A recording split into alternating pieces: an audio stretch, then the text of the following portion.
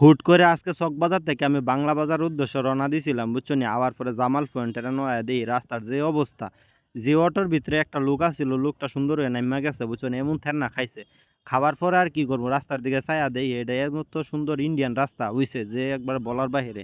যে গাড়ি ঘোড়া আইতাছে হেডে গাড়তাছে, বুঝছো নি? তো বেড়াইতে মন দিয়ে ঠেলাইতেছে, ঠেলাইলে কি হইবো, চাক্কা তো গাইরা গেছে গায়ে, এখন আর উড়াইবার সময় ইয়া করতে পারতেছে না বেড়াইতে, হেন্দা কুত্তাও দৌড় পারতাছে, বুঝছো নি?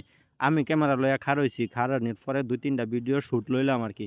এত সুন্দর লাগতাছে আবহাওয়াটা, বুঝছেন? দেখে একদম খুব মনোমুগ্ধকর লাগি গেছে আমার। তো মনোমুগ্ধকর লাগলে তো হইতো না, রাস্তার যে অবস্থা হেডার এই বিষয় নিয়ে কথা কইতাছি। এখন হইছে বর্ষার সিজন, যে হারে বৃষ্টি বাদল হইতেছে, আর রাস্তার যে অবস্থা, চকবাজারের রুট তো একদম শুরু হয়ে যাইব।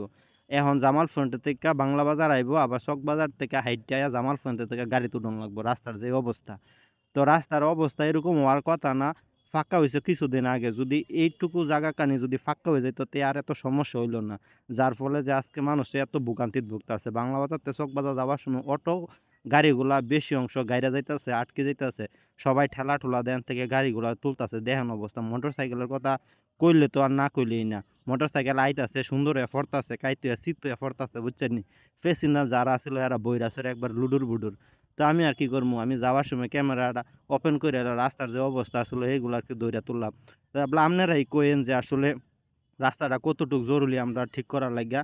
তো সবাই যদি রাস্তাটা একটু ঠিক করে দেয় তো অবশ্যই যাত্রীদের জন্য খুব ভালো হইব। সবাই ভালো থাইক